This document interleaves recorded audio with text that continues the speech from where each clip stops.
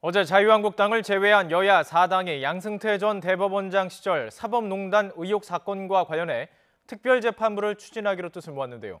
한국당이 반대하는 특별재판부와 민주당이 반대하는 공공기관 고용세습 논란 국정조사를 양측이 모두 수용하는 것이 어떻겠느냐는 제안이 나오고 있습니다. 국회 취재기자 연결해서 알아보죠. 염혜영 기자. 네, 국회입니다. 여야 3당 원내대표들이 어제 저녁 그 회동을 하면서 여러 가지 얘기를 나눴을 텐데요. 그중에서 이제 채용 비리와 특별재판부 등 현안에 대한 이야기를 나눴다고 합니다. 합의점을 좀 찾는 분위기입니까? 네, 말씀하신 대로 민주당과 한국당 그리고 바른미래당 원내대표가 어제 저녁 회동을 했습니다. 어제 한국당을 제외한 4당이 사법농단 의혹 사건을 다룰 특별재판부 설치에 합의를 했었는데 이 이야기가 회동의 주제가 됐습니다.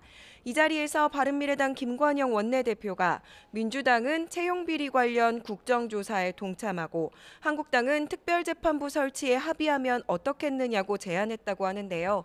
김 원내대표는 오늘 아침에 기자들과 만나서 양당을 중재해서 두 사안이 모두 관철될 수 있도록 설득하고 있다고 밝혔습니다. 하지만 다른 두 당의 반응은 좋지 않습니다. 민주당 홍영표 원내대표는 채용비리 의혹은 잘못되거나 부풀려진 것으로 명확한 비리 증거가 나와야 국정조사를 할 수 있다고 밝혔습니다.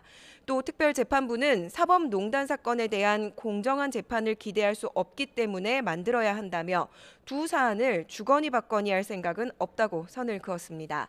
한국당 김성태 원내대표 역시 빅딜은 어떤 경우에도 있을 수 없다고 강조하고 있습니다.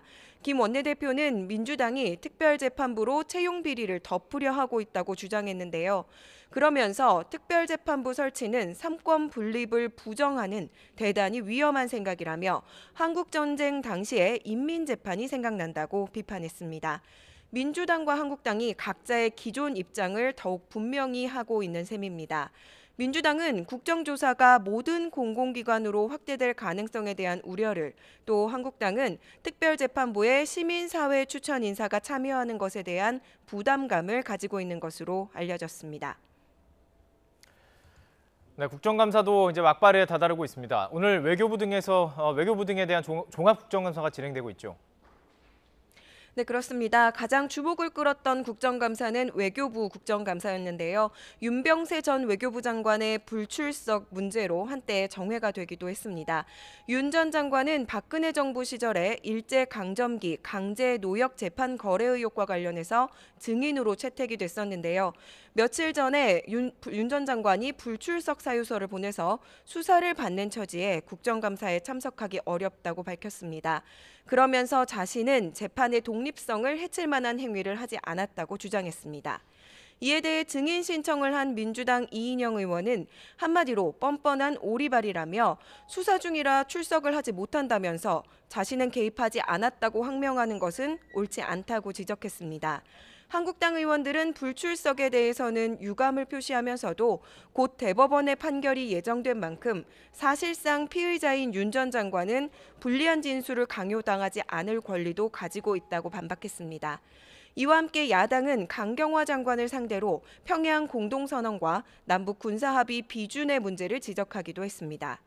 정무위원회는 금융위원회와 금융감독원을 상대로 종합국정감사를 진행하고 있습니다.